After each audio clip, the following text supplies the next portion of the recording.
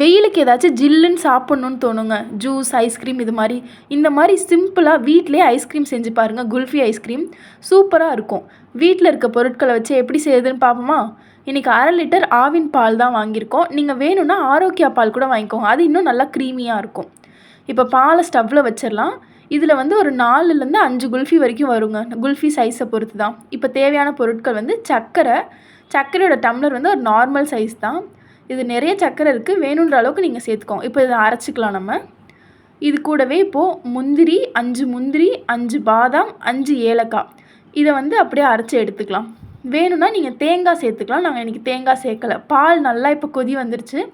சுத்தமா தண்ணியே ஊத்தக்கூடாது. பால் நல்லா சூடு ஆற விட்டுருங்க. இப்போ வந்து நம்ம முந்திரி, பாதாம்லாம் அரைச்சு வச்சிருக்கோம்ல, அதில வந்து கொஞ்சம் கொஞ்சமா பால சேர்த்துக்கலாம். ஒரேடியா சேர்த்தா கட்டி விழுக ஆரம்பிச்சுரும். அதே மாரி இப்போ நம்ம அரைச்சு வச்சிருக்க சர்க்கரை தூள் அதையும் சேர்த்துக்கலாம். நாங்க அதில வந்து பாதி தூள எடுத்துட்டோம். நெறைய இருந்த மாரி இருக்கவும். இப்ப அதையும் நல்லா சேர்த்துக்கலாம். கொஞ்சம் கொஞ்சமா சேர்த்து நல்லா கிண்டி விட்டுறலாம். தேங்காய்லாம் துருவி சேர்த்தா இன்னும் சூப்பரா டேஸ்ட்டா இருக்கும். நாங்க வந்து ஒரு 4 டம்ளருக்கு சேர்க்குறோம். இதில வந்து சுத்தமா வடிகட்டாம அப்படியே சேர்த்துட்டோம். மீதியெல்லாம் வடிகட்டி சேர்த்துக்கிறோம்.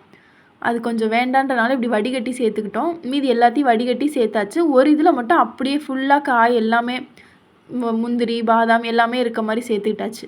இத வந்து அப்படியே ஒரு 8 to 10 மணி நேரம் ஃப்ரீசர்ல வச்சிடலாம். நாங்க வந்து நைட்டு செஞ்சோம். மிட் நைட்ல வந்து குச்சிய மட்டும் சொருகி வச்சாச்சு. ஏன்னா அப்பயே வச்சா நிக்காதுன்றதுனால ஐஸ்கிரீம் ஸ்டிக் வந்து ஒரு 2, 3 மணி நேரம் கழிச்சு சொருவி வச்சிங்கன்னா நல்லா நின்டுக்கும். வீட்ல இருக்க பொருட்கள வச்சு சுலபமா இத செய்யலாம். ரொம்பவும் டேஸ்ட்டாவும் இருக்கும். ஒரு தடவ இத செஞ்சு பார்த்து எப்படி இருக்குன்னு மறக்காம கமெண்ட்ல சொல்லுங்க.